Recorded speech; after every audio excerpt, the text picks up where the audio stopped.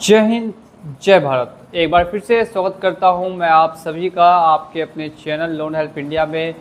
और एक एप्लीकेशन का लोन चुकाने के लिए अगर आप दूसरी एप्लीकेशन से लोन लेते हैं तो आप रुक जाइए। क्यों मैं आपको आज के इस वीडियो में ऐसा बता रहा हूं? क्योंकि जो लोन का ट्रैप होता है, जिसको हम लोग डेट ट्रैप बोलते हैं, कर्ज के दलदल में फंसना। अगर आप एक एप्लीकेशन का लोन देने के लिए दूसरी एप्लीकेशन से, दूसरी का लोन देने के लिए तीसरी एप्लीकेशन से, और इस तरीके से लगातार लोन लेते रहेंगे तो आपके ऊपर भी मल्टीपल लोन्स हो जाएंगे। मल्टीपल लोन्स होने का मतलब है कि इतनी सारी एप्लीकेशन से लोन हो जाएगा कि आप उसकी ईएमआई चाह कर भी पेड नहीं कर पाएंगे। अब ऐसी कंडीशन में आपके मन में एक ही सवाल होता है कि अगर हम इतने सारे एप्लीकेशंस का पैसा दे नहीं पाते हैं समय से, तो फिर हमारे साथ क्या हो सकता है। सबसे पहला जो आपको काम करना है वो ये करना है कि आपको ईएमआई को स्टॉप कर देनी है अगर आप देने में सक्षम नहीं है और लोन भरने के लिए कहीं दूसरी जगह से लोन उठा रहे हैं। क्योंकि अगर ये सिलसिला चलता रहेगा आपका लोन बढ़ता जाएगा। अगर आज 5 लाख का है तो कल 10 लाख का, और 10 से 20, फिर 20 से 40 हो जाएगा और आपको पता भी नहीं चलेगा। इसी तरीके से कई लोगों के लोन ऑलरेडी बढ़ चुके हैं और कई लोग हैं अभी 1 लाख 2 लाख पे रुके हुए हैं। तो जो रुके हुए हैं वो वहीं पर थम जाए, और जिनके लोन बढ़ चुके हैं तो वो भी कोई ना कोई उनका भी रास्ता निकल आएगा जिससे कि उनका लोन धीरे धीरे करके ख़त्म हो सकता है।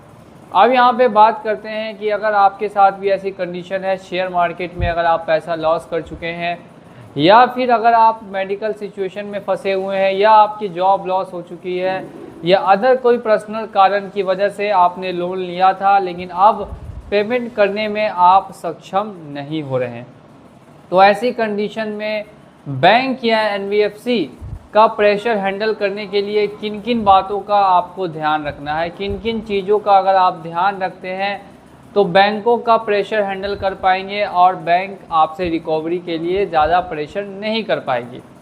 सबसे पहला काम जो आपको करना है लोन डिफ़ॉल्ट होने पर, वो ये कि बैंकों को जानकारी दे देनी है, एनबीएफसी को जानकारी दे देनी है कि मैं इस तरीके से फंस चुका हूँ, ऐसी ऐसी कंडीशन मेरे साथ बन चुकी है। अब यहाँ से पेमेंट करना अगर मैं चाहूँगा भी तो इतना इतना टाइम मुझे लग सकता है आपका पेमेंट देने में। ये जानकारी आप बैंक या एनबीएफसी को आप खुद से प्रोवाइड करेंगे मेल के ज़रिए। कॉल पर एजेंट्स को बोलेंगे तो वो सुनने के बाद आपकी बात को भूल जाएंगे, लेकिन मेल पर एक मेल कर देंगे तो वो मेल हमेशा आपके पास सेव रहेगा। ये हो गया पहला काम। अब बात करते हैं इसके बाद भी कुछ ऐसे अदर स्टेप्स है। उसके बाद आपको कॉल्स को लेकर, कॉल हैंडलिंग एक बहुत बड़ा प्रोसेस है पूरे लोन के सिस्टम में। अगर आप कॉल को हैंडलिंग कर लेते हैं सही से तो आपका जो प्रेशर है वो 95% तक कॉल से कम हो सकता है। अब कॉल हैंडलिंग से मेरा क्या मतलब है, अगर कोई कॉल करके गलत कुछ भी बोलता है तो आप उसकी कॉल को ब्लॉक कर दीजिए। आप अननोन नंबर्स की कॉल को ब्लॉक करके रखिए, और जो भी गलत बोल रहा है उसको रिकॉर्ड कर लीजिए। रिकॉर्ड करके कंपनी में और उसके नंबर को नाम के साथ वॉइस रिकॉर्डिंग आप कंपनी में भेज दीजिए कि देखिए किस तरीके से मेरे ऊपर प्रेशर बनाया, दबाव बनाया जा रहा था। इतना करने के बाद आपको फिर वहाँ से भी राहत देखने के लिए मिलेगी कि कंपनी अब ज़्यादा प्रेशर आपके ऊपर नहीं करेगी। क्या लोन नहीं देने से आपको किसी तरीके की सज़ा हो जाएगी? बिल्कुल भी ऐसा नहीं है। लोन नहीं देना कभी भी क्राइम में नहीं आता। अगर आपके पास पैसे नहीं हैं, पैसों से जूझ रहे हैं, तो आप डिफ़ॉल्ट कर सकते हैं। लाखों लोग इंडिया में ऐसे हैं जिन्हों को कहीं ना कहीं से पैसों की प्रॉब्लम आ रही है और इस वजह से वो लोन का टाइमली रीपेमेंट नहीं कर पा रहे हैं। अब ये तो हो गई हमारी लोन की बातें। अब इसके बाद नेक्स्ट आते हैं रिकवरी पर। अब आपके केस को रिकवरी एजेंसी को दिया जाएगा। रिकवरी एजेंसी आपका जीना हराम करने की पूरी से पूरी कोशिश करेगी, आपको कॉल करके, मैसेजेस करके, और कुछ कंपनियां तो कॉन्टैक्ट्स तक पे पहुंच जाती है, कॉन्टैक्ट्स पर कॉल करती है, आपके अलावा आपके दोस्तों रिश्तेदारों तक को कॉल कर देती है। अब ऐसे में जो कंपनी इस तरीके की घटिया हरकत करती है, नीच हरकत करती है, उसको तो अगर पैसा देना भी हो तो सबसे लास्ट में, सबसे आखिरी में दीजिए। इस नीच हरकत के लिए उनका पैसा रोकना बिल्कुल ही जायज़ है। ये हम लोगों ने बात कर लिया यहाँ पर जो कंपनियाँ ऐसा करती है उनके बारे में। अब नेक्स्ट हम लोग पहुँचते हैं रिकवरी एजेंट को लेकर।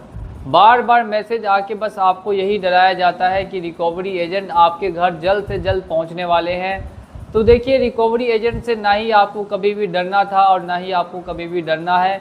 रिकवरी एजेंट आके आपको किसी तरीके से भी परेशान नहीं कर पाएंगे अगर आप किन किन बातों का ध्यान रखेंगे। आपने जो मेल किया है उसकी आपके पास कॉपी रख लीजिए। रिकवरी एजेंट आता है, उससे तुरंत DRA का लाइसेंस मांग लीजिए। आप उसको तुरंत बोलिए होम विजिटिंग लेटर दिखाए, अपना ID कार्ड दिखाए। इतना बोलते ही उसके मुंह से आवाज़ बाहर नहीं आएगी और वो देखते ही देखते आपके घर से वापस चला जाएगा।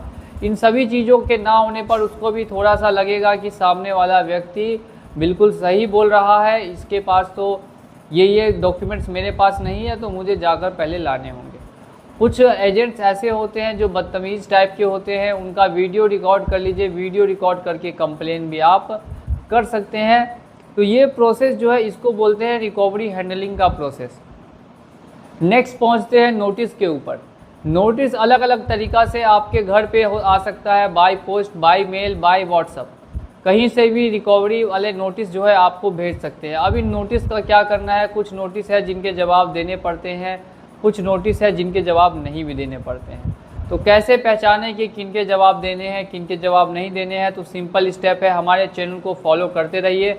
हमारे चैनल पर वीडियोस आती रहती हैं, उनको आप टाइमली चेक करते रहें और यहाँ पे आपको पूरा तरीका मिल जाएगा। अब समय हो चुका, 6 महीने बीत चुके, 1 साल भर बीत चुके, 2 साल बीत चुके। अब क्या करें लोन का? तो देखिए, जब लंबा समय बीत जाता है तो कंपनी खुद सामने से भी ऑफ़र करती है, या आप भी उनको बोल सकते हैं सेटलमेंट के लिए, और आप अपने लोन का सेटलमेंट करवा कर भी लोन को क्लोज करवा सकते हैं। बिल्कुल सही आपने सुना, जब लंबा समय बीतता है तो उसके बाद आपको ऑफ़र्स आते हैं। ऑफ़र्स आने के बाद अगर आप उन ऑफ़र्स पे एग्री करते हैं तो ठीक है, नहीं भी एग्री करते हैं तो फिर आपको सामने में से ऑफ़र करना पड़ेगा कि मुझे इतने इतने पर पेमेंट मैं करके क्लोज़ करना चाहता हूँ, मेरी इच्छा है, प्लीज़ ऐसा करें। 1, 2 बार, 5 बार, 10 बार बोलने पर वो मानेंगे और मानने के बाद आपका लोन सेटलमेंट हो जाएगा। या फिर फुल पेमेंट अगर आप करना चाहते हैं तो वो भी करा सकते हैं, क्योंकि सेटलमेंट से आपका सिविल स्कोर ख़राब होता है और सिविल स्कोर जिनको मेंटेन रखना है उनके लिए यही है कि वो पूरा पेमेंट ही करें। जिनको नहीं रखना है वो फिर सेटलमेंट भी करवा सकते हैं। अब ये प्रोसेस हो गया कि लोन की जो प्रेशर्स है उनको कम करने के लिए इन चीज़ों का आपको ध्यान रखना होगा। और ध्यान रखिए, कभी भी लोन देने के लिए दूसरी जगह से लोन नहीं उठाइए, नहीं तो फिर आप दलदल में फंसते जाएंगे। इसी के साथ वीडियो पसंद आया हो तो वीडियो को लाइक करके चैनल को सब्सक्राइब कर दीजिए। मिलूंगा अगले वीडियो में बहुत ही जल्द। जय हिंद, जय भारत।